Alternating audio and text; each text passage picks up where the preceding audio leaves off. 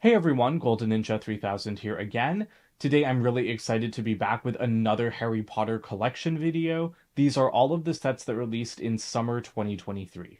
So it doesn't include the large Gringotts Wizarding Bank or the Hogwarts Castle and Grounds set, the microscale one that released in September.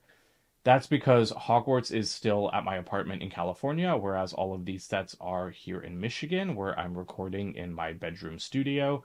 Very happy to be back here. I honestly love this filming space more than the setup I have in California. But that's why I'm not including all of those sets, just because they aren't all here, and I wanted to just focus on the sets that came out in June, right? Yeah, these all came out in June of this year.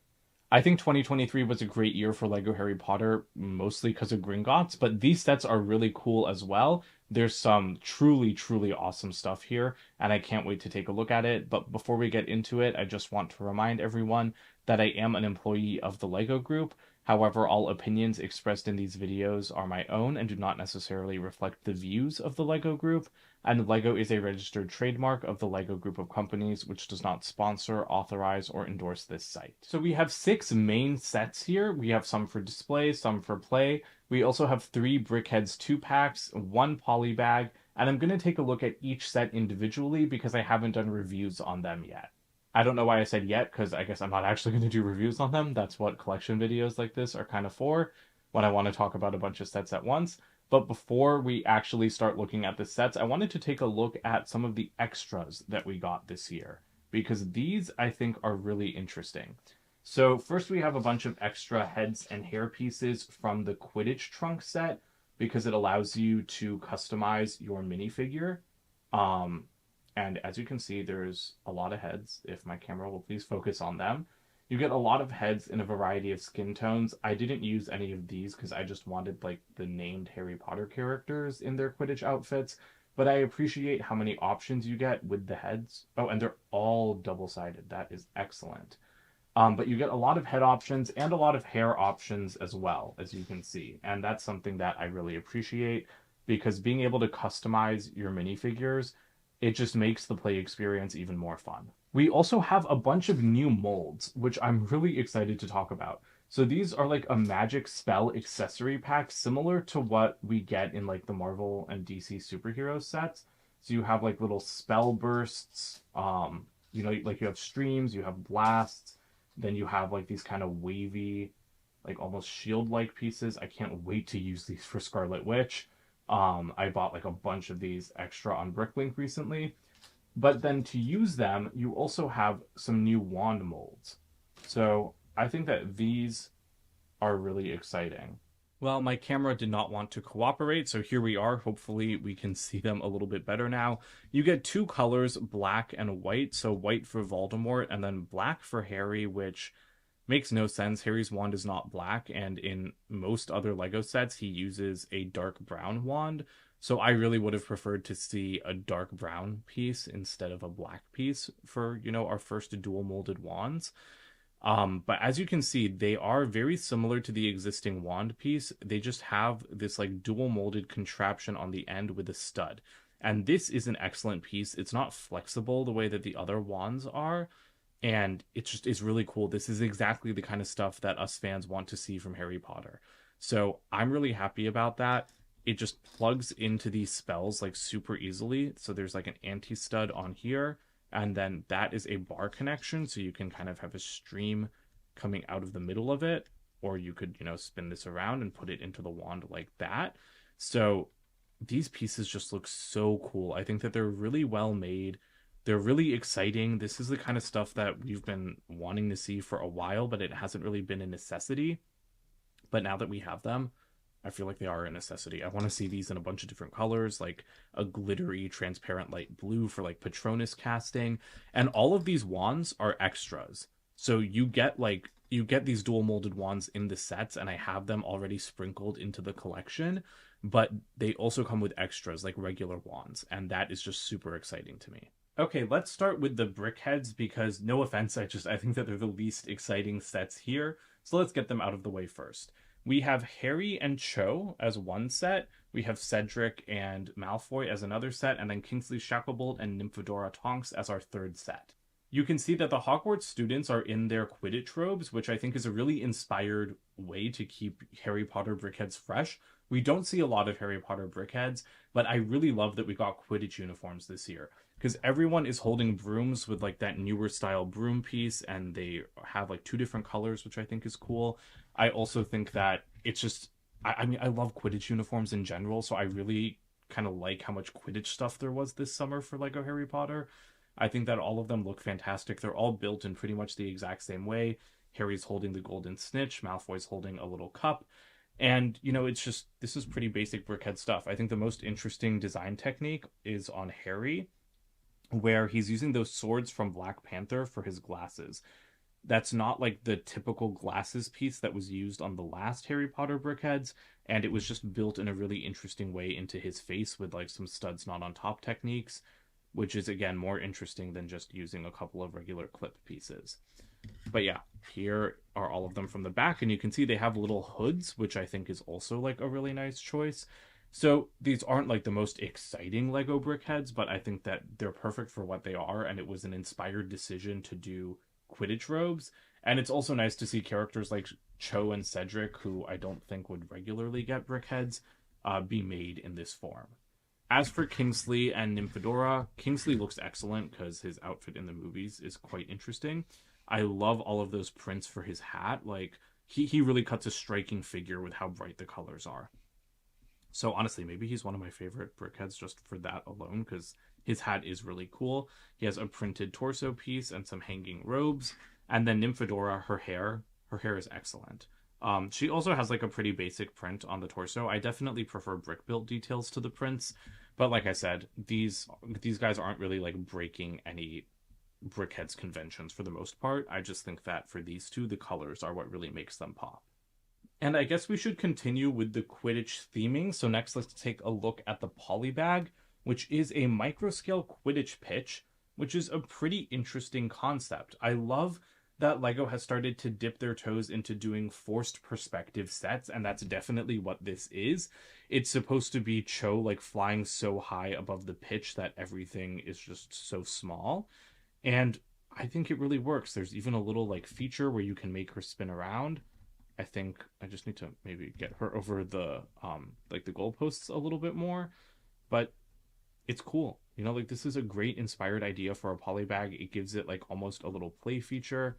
I guess I should actually have her like going more towards the snitch maybe. But yeah, it's just kind of figuring out how to position her, I guess, is the hardest part. And I guess I didn't do a great job of that earlier. But yeah, and you'll notice this is the Quidditch uniform from Diagon Alley, and well, she broke off, but yeah, we got our first Hufflepuff and Ravenclaw Quidditch uniforms in Diagon Alley in 2020, and we got the Hufflepuff uniform in like a book with Cedric, I think last year or the year before that, and then now we have the Ravenclaw uniform in this polybag, so that's great. It makes it really easy to army build if you're a Ravenclaw like me, and the rest of the build is just it's nice. Like these pieces are perfect for the Quidditch goalposts. I like that they still kind of got a height difference in there by telling you like how deep to push each goal into the stud. And then we also just have like the little stands, and it's a cool polybag. You also get that molded snitch, so I'm happy with it. Next up, we have the Quidditch Trunk set that I had mentioned earlier. I'm not doing full reviews of all of these things, so I'm going to try to go through them a little bit quickly. The minifigures here are excellent. They're all in their Quidditch uniforms. They all have capes. Harry's holding a quaffle for some reason, even though he's not a chaser. But yeah, they all look perfect, and I love the hoods. That's like Wildstyle's hood from the Lego movie sets. Okay, bye, Cedric. Sorry. I really love these hood pieces. Like, I don't think they've ever been made in so many colors, and they just aren't really seen that often anymore, but they really complete the look of the Quidditch uniforms, and so, like, these four are some of my favorite minifigures from this year, just for that alone. The trunk itself looks nice, although that is all sticker decoration. There were a ton of stickers to put on here. Let's see if I remember how this thing works. Oh, I'm supposed to take all these accessories and stuff off the back. There's a bunch of play features and stuff that you're supposed to go through with this. I don't know if I remember how it all works because I built all of these sets back in June, And I'm so sorry. I forgot it was super zoomed in, so you couldn't see anything that I was doing. But when you fold it open, you can kind of put up these flags to act as the spectator stands. You have this really nice little like wall of accessories, so more brooms, the cup, you have beater bats. I really wish that we would get prints for like Hogwarts crest tiles at this point because I feel like they could be reused in so many places, but these are stickers with really nice designs.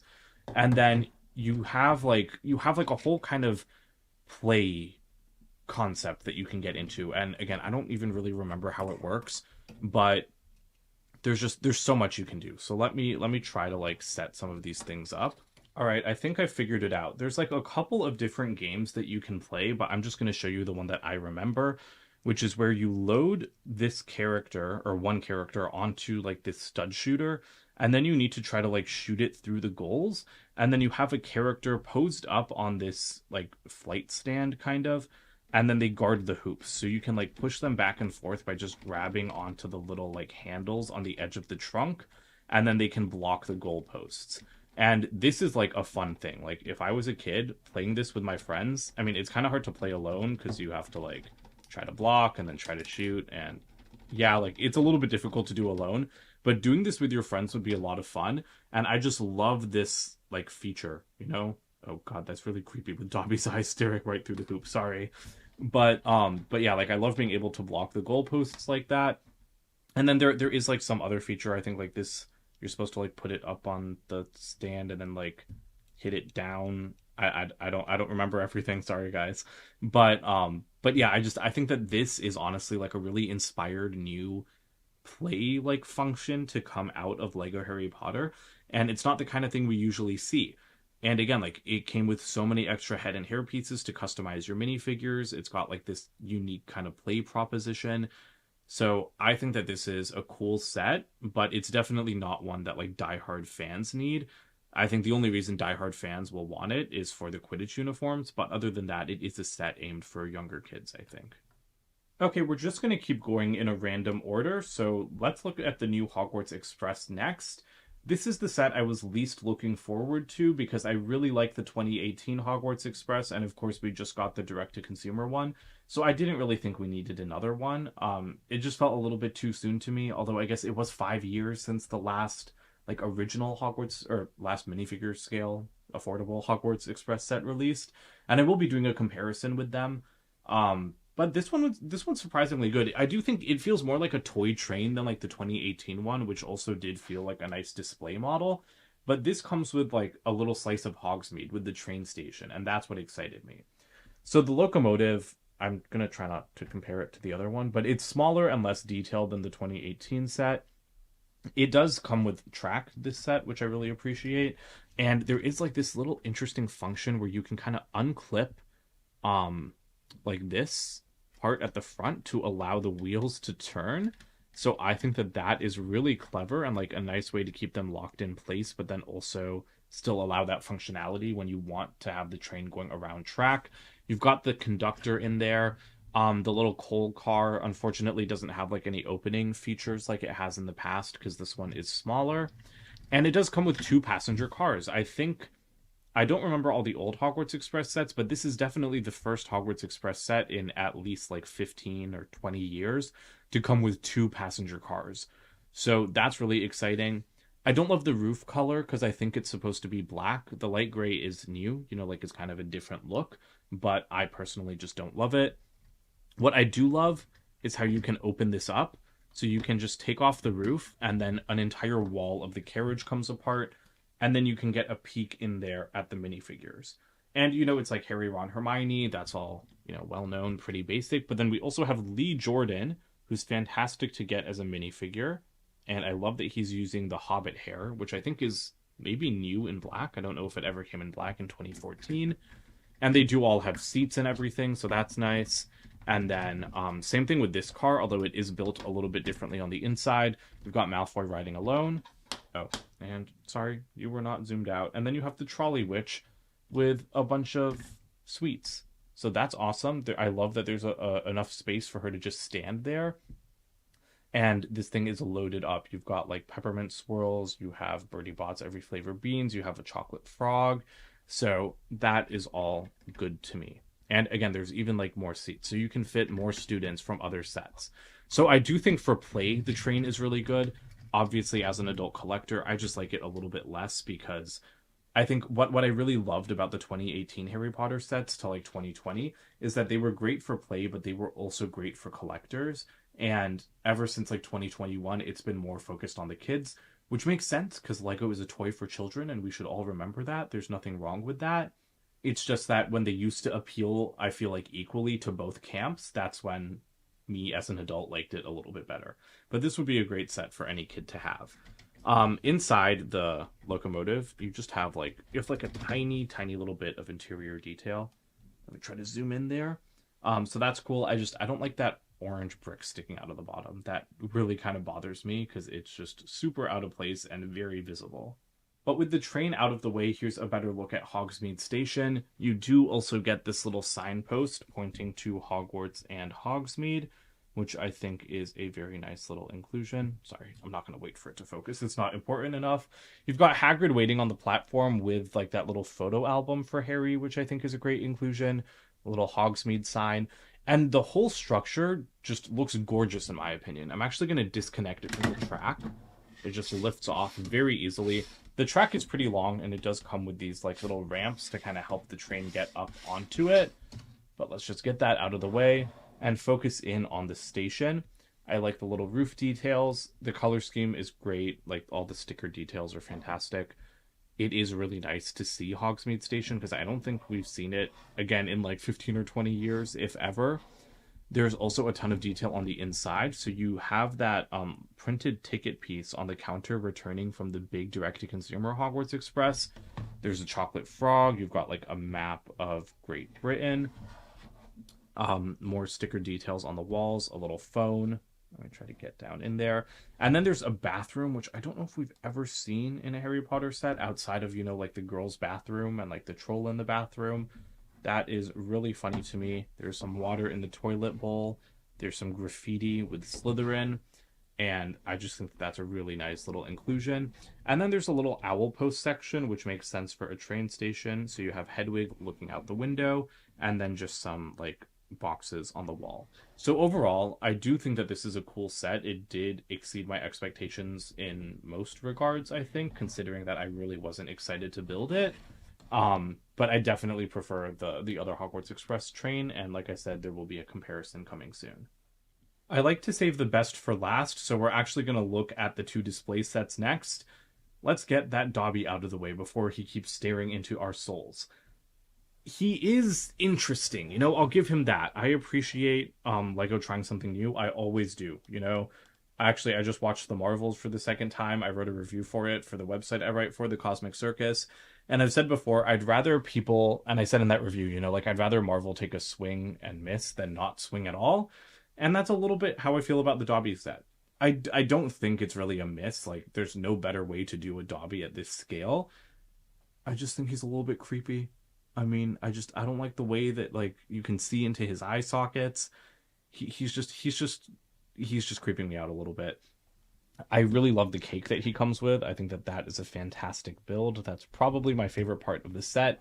He also comes with Tom Riddle's diary with the sock in it. This is also like an excellent kind of sized up build. So that's really cool. But he's just scary. Like, I wonder if a bigger Dobby would have been a little bit more successful, because to me, like, well, first of all, he's built using like the flesh-colored bricks, which you guys know I don't particularly love. But his body shaping, I just don't think is the best. Like, it's just very square. It's very flat. The same goes for his legs. I think the feet are done pretty well. The hands, this is just a personal thing, but I don't like these pieces used for humanoid characters. These look like robot claws to me, not fingers, so I do not like it on the buildable characters. I don't like it on Dobby. I would prefer like the Exoforce arm pieces. So he does have like a decent amount of articulation, so that's cool. Oh god, he's dancing now. That's kind of scary. But yeah, I mean, like, you can get him into some fun poses. You can also spin him a little bit on his base. Those are new prints for the eyes. I think his nose is done pretty well. His smile is okay. I like that you can like kind of move his ears up. And you can rotate his head as well. It's on a flesh colored ball joint, so that's cool. But overall, I understand like the desire to do a buildable Dobby. Oh, and it is like finished off nicely around the back, and he does have some hair, so that's nice. I understand the desire to do a buildable Dobby. I just don't really think it can be done justice at this scale because I believe this was like a $35 set.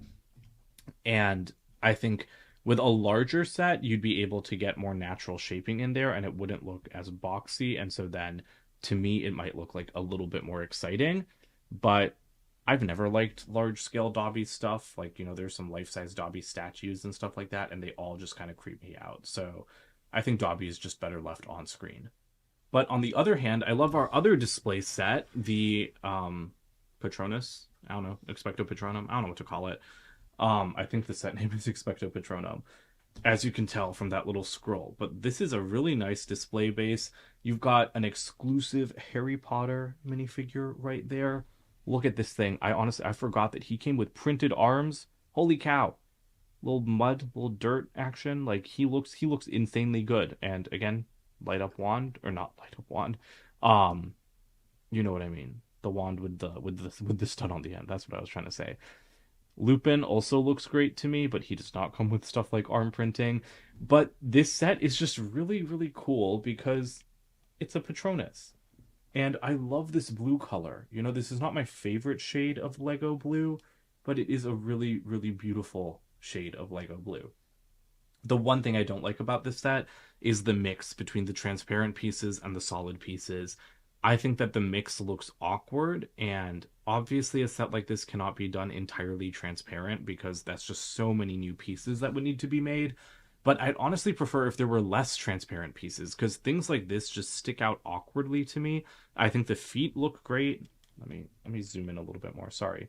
I think the feet look great with the all transparent pieces. I think like these little scroll pieces are excellent, but it's just like these like big chunks of them I just don't think look good. Other than that, though, like the design is excellent. It is very natural. It does have like articulation, so you can move the legs, which I think is pretty cool. Because you don't really need that much articulation on like a static display model, but it's nice to see. Like I said, the base is done really well because it's the lake, right? I really, really love these scrolling pieces, and just getting like the plants in this blue color is what's really exciting to me. Like I love seeing that. And overall, the thing is just built in a really interesting way. Like, I think that this is an exciting set. This is the kind of display stuff that I like seeing from Harry Potter. And there are like a bunch of new colors in this new pieces in this new color. This isn't a new color, but you know what I'm trying to say. There's a bunch of recolors. That's the word I'm looking for in this set, which is cool to see. The head of the thing, I think, is done pretty well. The transparent piece up here, like for example, I think is okay. It looks really weird when you lift it up, but like the antlers, the way that they're built, I think it's really the color of this set that's doing it for me because I just really, really like kind of pastel-y shades of blue, and this set is now like the poster child for Lego pastel-y shades of blue. And you can rebuild it into Remus Lupin's wolf form as well, which I think is a nice idea. I haven't personally done it, but it's cool that it's an option. Moving on to the two buildings, we're going to start with the Battle of Hogwarts, which depicts, I believe this is just supposed to be the courtyard outside the Great Hall, and this is obviously a scene that Harry Potter fans have been wanting to see for a long time. And I think it's really cool because all of these new Hogwarts sets are modular, and this one is no exception. So you can make it more courtyard-like, you can kind of splay it out and make it a wall. I like having it folded up like this because I think it makes like a really interesting different look for a Hogwarts building because it's like triangular. But of course, like you can disconnect them. You can already see it's kind of coming apart at the seams. You can swap everything around.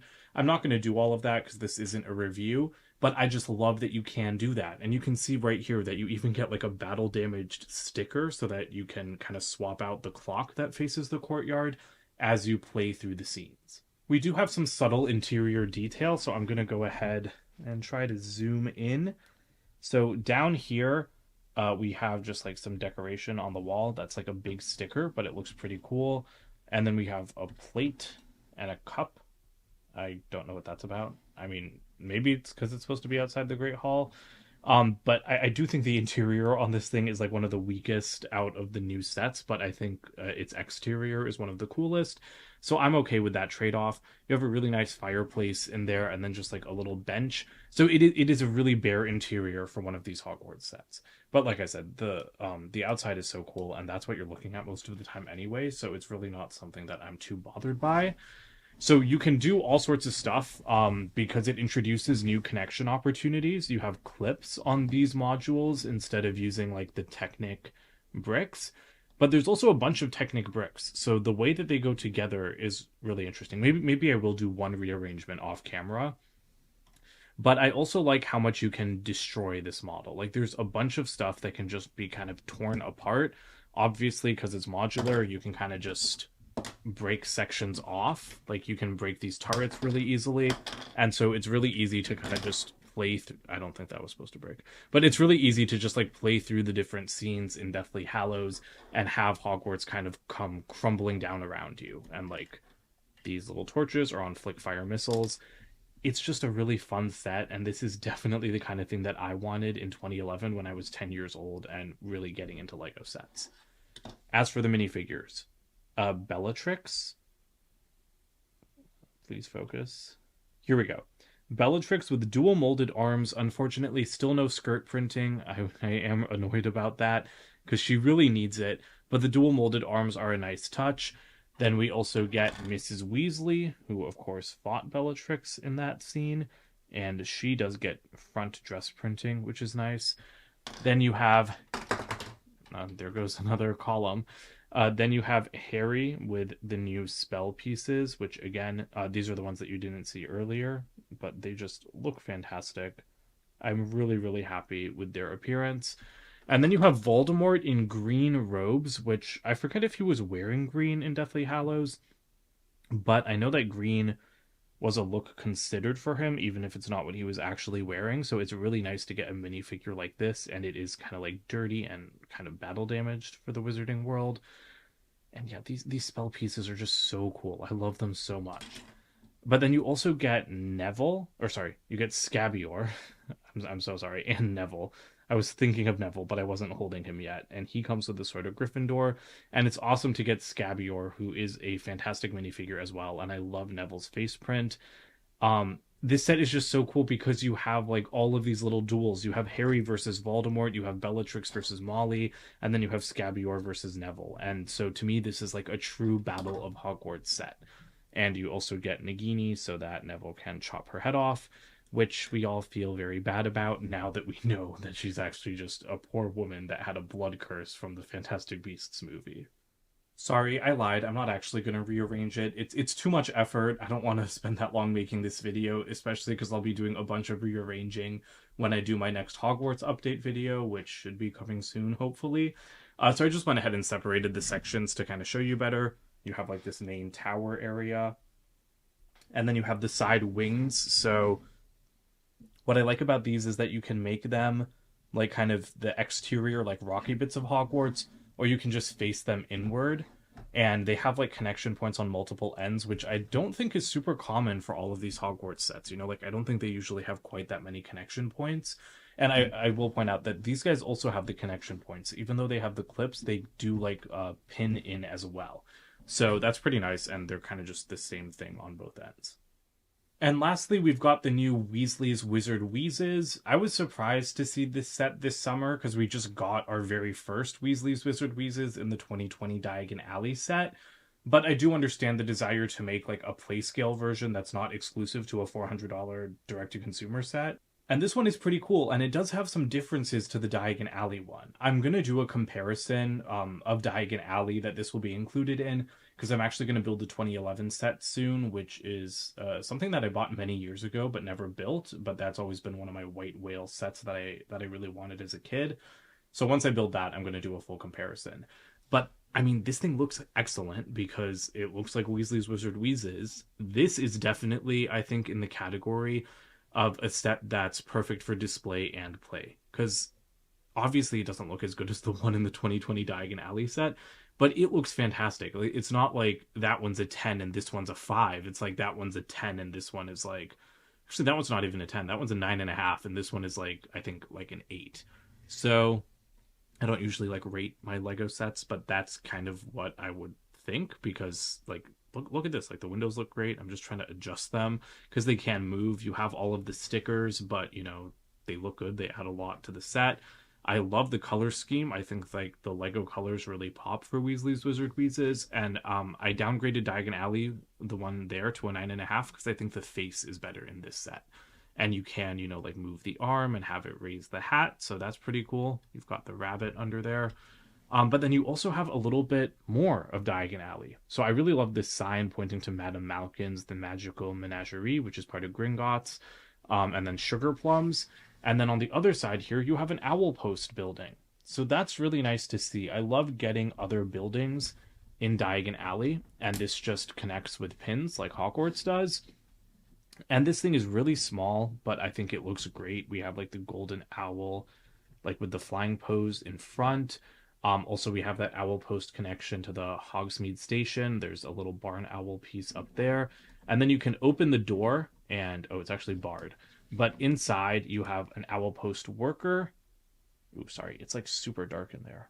So I hope that that's visible. But there's like a sticker on the wall, and then there's just like stacks of letters up in the rafters, and it is very, like, just kind of chaotic, but in not in a bad way, like in a good way.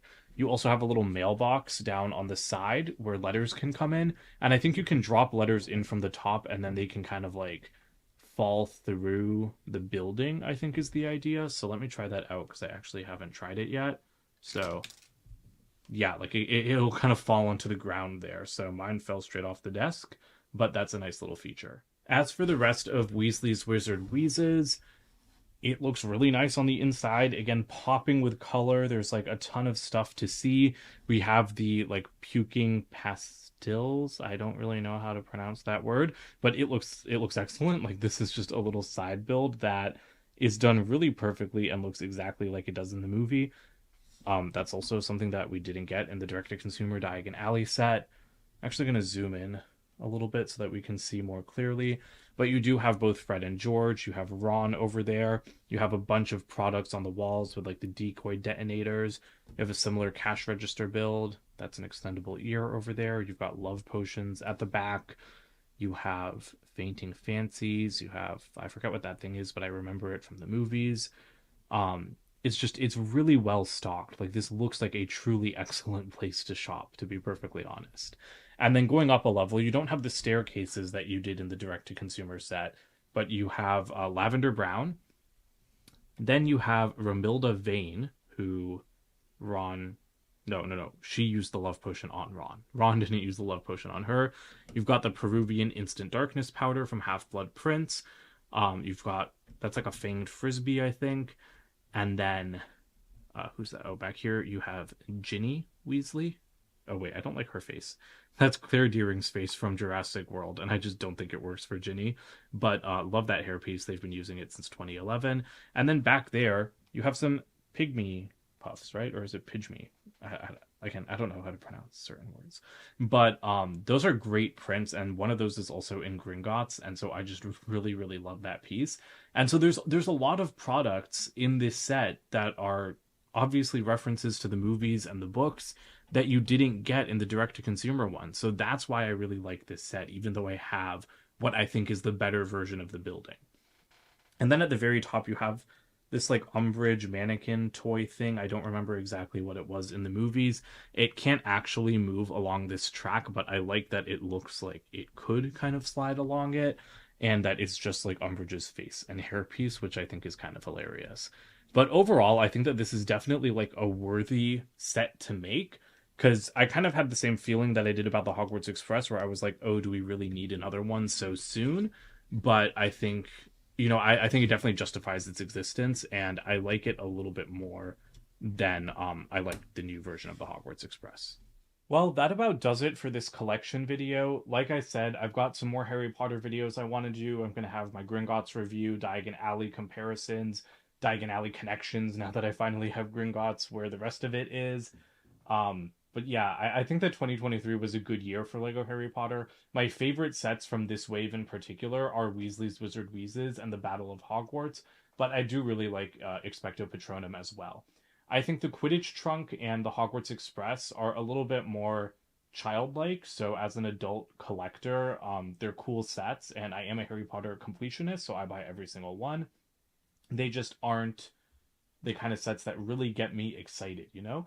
But I'm glad Weasley's Wizard Wheezes was, because I wasn't expecting like a lot from it, but I feel like I really, really loved building it and I love having it, on display. The sets from March were also great with the Room of Requirement and then like the Triwizard Tournament second task. Gringotts is obviously fantastic. So overall, I think that 2023 was a really good year for Lego Harry Potter, and I wish I could do a collection video with every single set, but I just can't because that microscale Hogwarts is in California. So that's what happens when you move away from home and you move away from your Lego collection. Don't forget to comment, like, and subscribe, and check out my website, goldenninja3000.com, and I'll see you guys in more videos soon. Bye for now.